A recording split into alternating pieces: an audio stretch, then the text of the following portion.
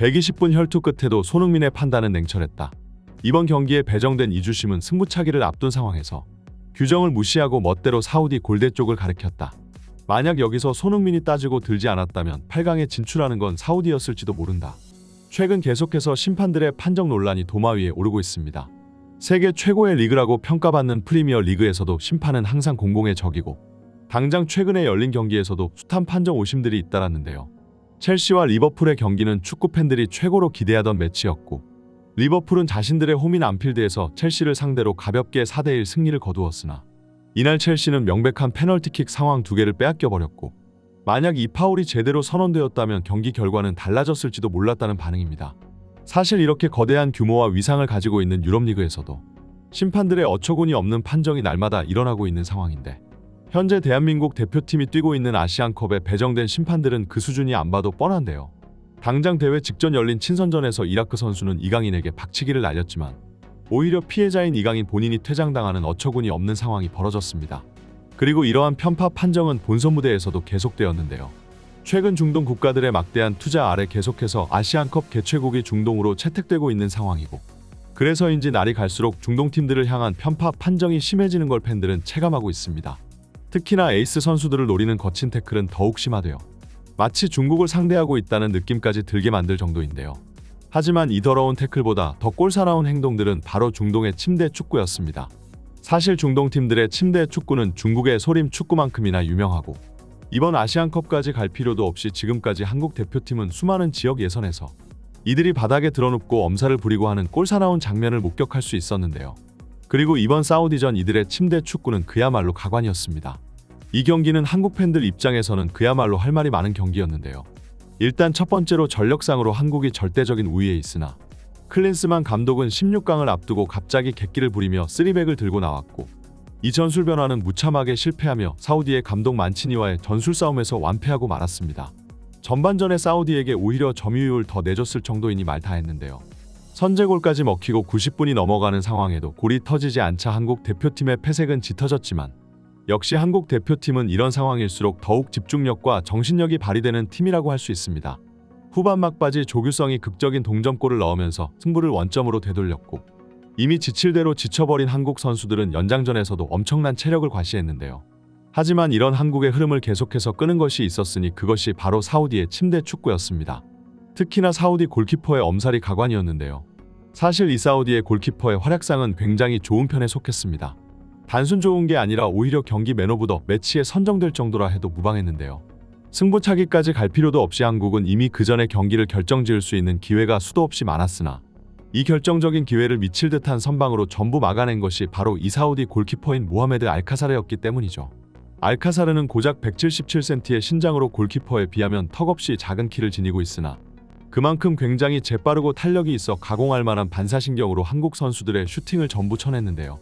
한국 팬들 입장에서도 이 알카사르의 선방 능력을 인정할 수밖에 없었으나 실력과는 별개로 경기 매너는 아주 지저분하고 저열했습니다. 선제골을 넣자마자 사우디는 바로 경기장에 드러누워 침대 축구를 시전했고 한국이 동점골을 넣자 그 강도는 점점 더 심해졌는데요. 특히 알카사르는 선방을 한번 해낼 때마다 벼랑간 갑자기 비명을 지르면서 쓰러지며 시간을 끌었고 이를 본 한국 팬들은 재미있는 반응을 보였습니다. 골은 엄청 잘 막는데 한번 막을 때마다 바닥에 쓰러진다. 마치 악마랑 계약한 것 마냥 한 군데씩 아파하는 게 웃긴다. 누가 보면 다리 하나 자른 줄 알겠다. 스치기만 해도 전기에 감전된 것 마냥 꿈틀거리네. 앞으로 알라송이라고 불러야겠다. 중동 선수들은 좋은 신체 조건을 가지고 있으면서도 발전이 없다. 이런 저열한 경기 매너에서 벗어나지 못하는 걸 보면 알만하다. 저놈 혼자서 거의 추가 시간 10분은 까먹은 것 같다. 침대 축구만 없었어도 승부차기까지 갈 필요도 없었을 거야.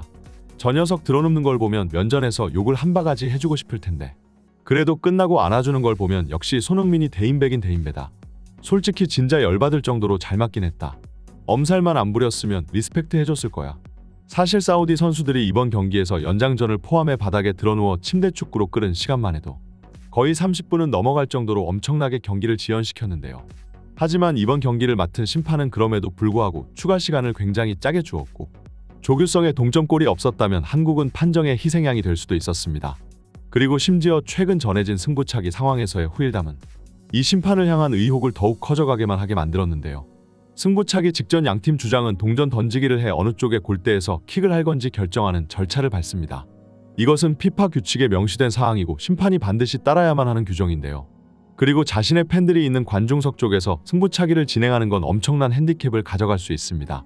자국 선수들에게는 열띤 응원을, 그리고 상대팀에게는 엄청난 야유를 보내며 심리적으로 우위에 설 수 있기 때문이죠.